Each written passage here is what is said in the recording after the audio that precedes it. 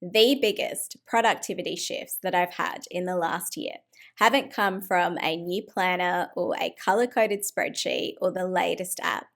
They have come from two simple habits that take less than a minute to practice, and yet they have completely transformed how I focus, prioritize, and enjoy my day.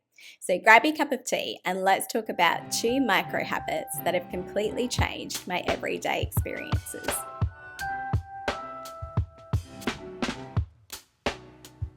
If you follow this channel, you would know that I love talking about all things productivity.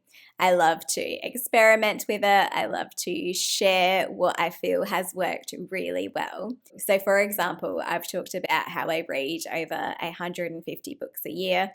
I've talked about how you can find an extra 40 hours in your week.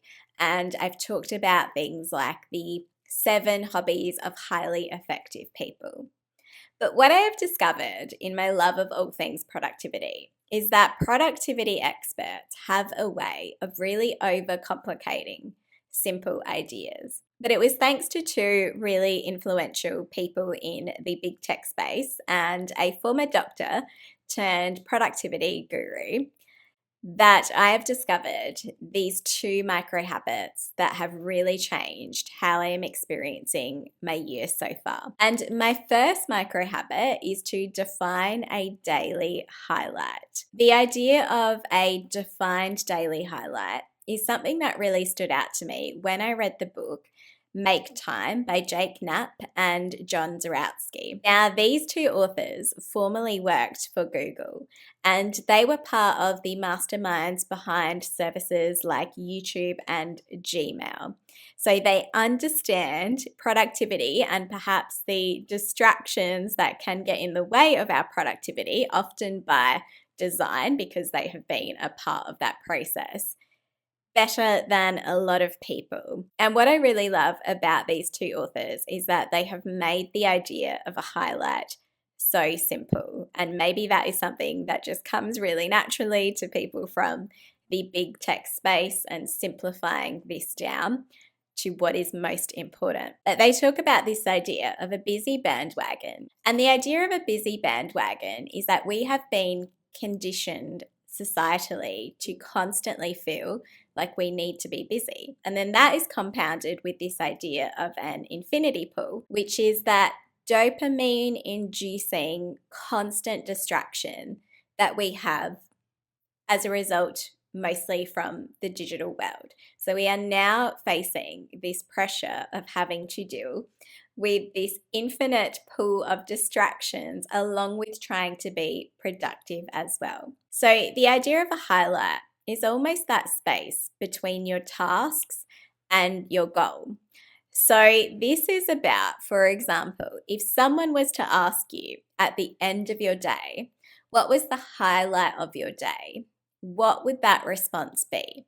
And this isn't all about gratitude. This is actually about intention. So this is about thinking about what that answer would be at the start of the day. So you go into your day with that as your priority, with that as your focus, or with that to look forward to. So when you are picking your highlight, this is probably going to fall into maybe 3 key categories.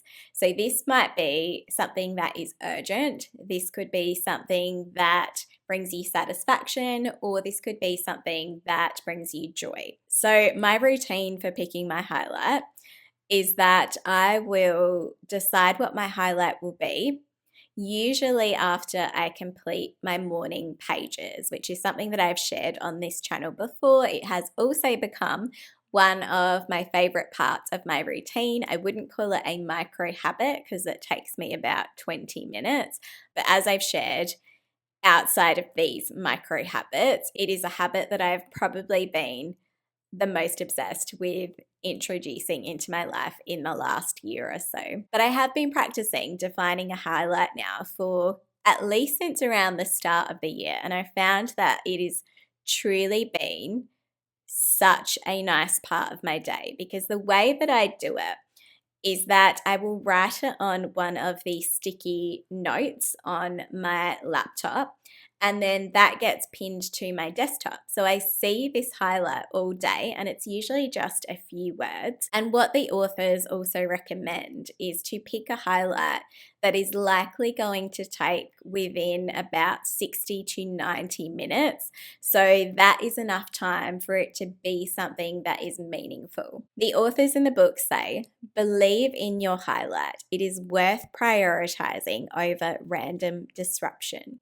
And what I have found is that sometimes, for me anyway, they are a nice mix between personal and professional. So sometimes it is things that I'm really looking forward to doing at the end of my day. So they really fall into that joy aspect of the focus that my highlight has. Or it could be things that are really satisfying at work. So it might not be something that I'm necessarily really excited to do, but I'm reframing it as being something that is going to feel really rewarding. I tend to personally not make them so much things that are related to urgent tasks, or if I am doing that, I will reframe it in a way that sounds really appealing to me, because I just feel like the urgent tasks are going to be done anyway. You're going to have to prioritize and get those things done. So, as I said, if I do have anything that is in that sort of realm, I will try and articulate it in a way that sounds really satisfying to me, or really reminds me why it is that I even do what I do in the first place, what it is that I enjoy about that process. And this actually leads really nicely into my next favorite micro habit, which is to ask myself, what would this look like if this was fun?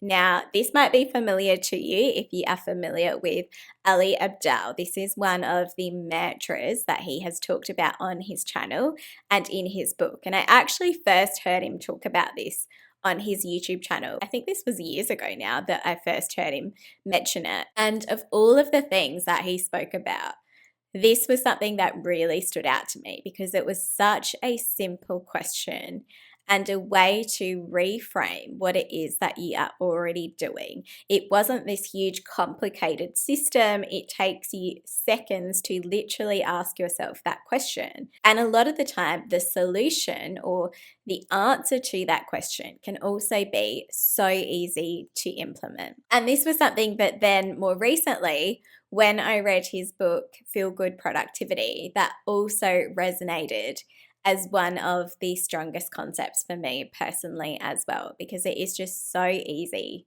to implement, to have this mantra for yourself. And what I love about this is that it allows you in particular to, number one, you can make the things that you already enjoy even more enjoyable, or you can ask yourself, which is more where Ali Abdaal seems to come from, how can I make something that requires, say, deep focus or something that is more challenging, more fun? So reframing a task that you potentially find a little bit draining, or that you aren't looking forward to, or you're feeling a little bit stressed about or overwhelmed about, to be something that you could potentially reshape to be a little bit more enjoyable for you in that process. And these could be really simple things. This could be, for example, working in a different spot that you find more inspiring or more exciting. This could be, for example, enjoying your favorite cup of tea or your coffee or your juice while you work on that particular task. This could be, which is one of the examples that he provides, which I also really resonate with as well,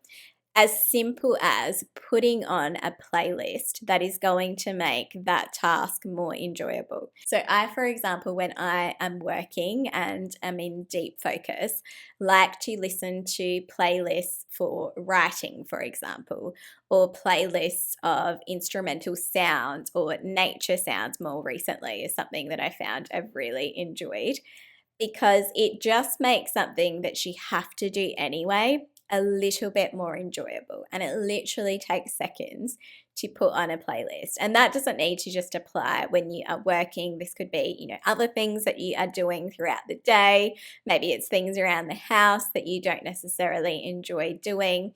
How can you, for example, put on your favorite podcast while you are doing that? How can you make something that you have to do more fun? What would it look like if it was fun? Or this could be, for example, dressing up for a particular occasion. Maybe you put more effort into, or you take more pride in the way that you dress for work every day. And it makes something that you have to do more fun, more enjoyable for you.